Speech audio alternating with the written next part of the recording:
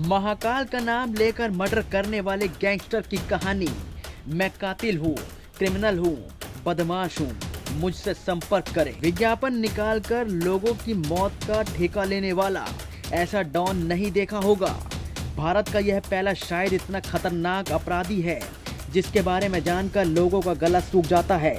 आंखों में काजल, माथे पर तिलक, कंधे पर काला गमछा, कभी लंबे बाल तो कभी छोटे बाल और हाथ में चिलम का सामान। एक नज़र में आपको ऐसा लगेगा जैसे किसी छोटे बच्चे ने जोग ले लिया हो। भोलेनाथ का परम भक्त हर काम करने से पहले महाकाल की पूजा करना हर फिक्र को धुएं में उड़ाता चला जाता।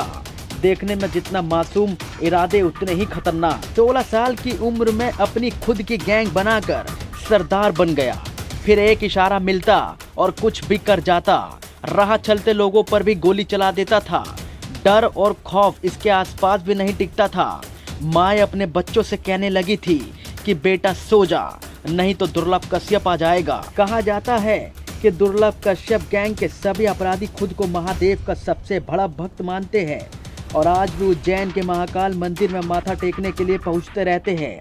तमंचा लहराना, लोगों की हत्या करना दुर्लभ की गैंग के छोटे छोटे बच्चे अपनी शान समझने लगे थे।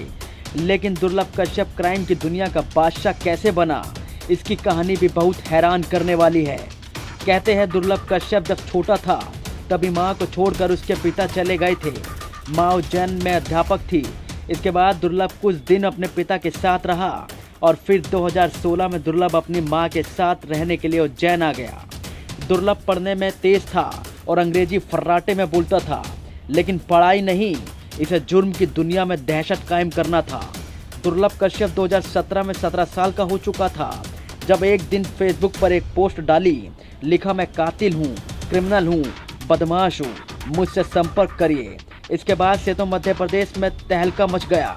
पहला यह ऐसा बदमाश था जिसने सोशल मीडिया पर विज्ञापन निकाला था।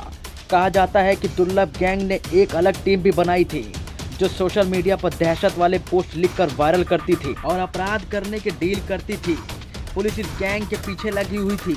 अक्टूबर 2018 को दुर्लभ कश्यप गैंग के 36 लोगों को पुलिस ने दबोच लिया। दुर्लभ भी पकड़ा गया, लेकिन नाबालिग था, इसलिए बाल सुधार घर भेज दिया गया। 1 साल से ज़्यादा वक्त दुर्लभ भैरवगढ़ की जेल में बंद रहा, लेकिन जेल के बाहर इस दौरान कई और गैंग भी बढ़ गई थी और दुर्लभ के दुश्मन भी इंतजार कर रहे थे। जिस आईपीएस अधिकारी सचिन अतुलकर ने गिरफ्तार किया था, उसने भी नसीहत दी थी कि बाहर तुम्हारी उम्र से ज़्यादा दुश्मन हैं, इसलिए बच कर रहना। 2020 में लॉकडाउन से कुछ दिन पहले ही दुर्लभ जमानत पर जेल से बाहर निकला और अपनी मां पद्मा के साथ उज्जैन में रहने लगा। लेकिन अंदर का शैतान अभी मरा नहीं था। दुर्लभ खुद को उज्जैन और आसपास का बादशाह समझता था। हर वक्त पास में गन होती थी और फिर अपनी पुरानी दुनिया में लौट आया। इसके बाद आती है 6 दिसंबर 2020 की वो रात जब सब कुछ बदल गया। आधी रात पार्टी करने के बाद करीब 1 बजे हीरावाड़ी इलाके में चाय पीने के लिए यह गैंग निकला। इस दौरान दूसरी गैंग के बदमाश शाहरुख भी अपनी गैंग के साथ पहुंच गए।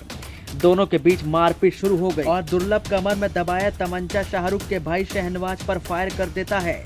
शहनवाज घायल हुआ और इधर दुर्लभ के साथी भाग गए। दुर्लभ कश्यप को अकेला पाकर शाहरुख के गैंग ने घेर लिया और फिर तब तक चाकू से हमला करते रहे जब तक आखिरी सांस खत्म ही हो गई। दुर्लभ कश्यप की मौत के बाद भी दावा किया जाता है कि एक गैंग अभी भी चल रहा है।